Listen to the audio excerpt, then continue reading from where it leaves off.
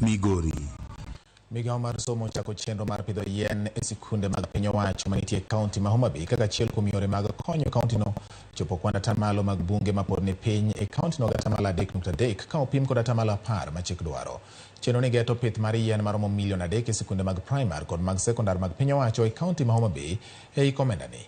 Chenro ni itimo ka omakore gi apisi mar Women Rep kata jaod bura mar kaonti ma Homa Bay kod riwruoge mamoko. Director mar migao mar somo e kaonti ma Homa Bay Eunice Kahemba kod jaod bura mar kaontino Joyce Osogo ochako ayanga chenro no e sikul mar primar ma Godagulu e kar chung' od bura ma Kasipul.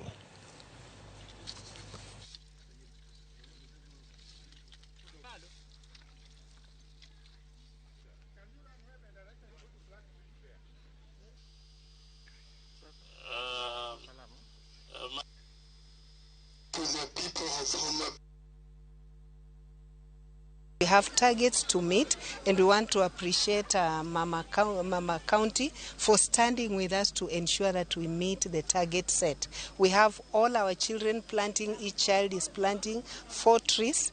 Each teacher, each officer is doing 30 trees. And the targets, as per our total enrollment, we are targeting over 3 million trees.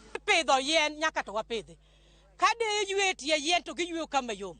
Kamine use chiro to giuso kama yom. Environmental ambassadors nitiere ka. Adwa kono. Dr. William Samoei Ruto.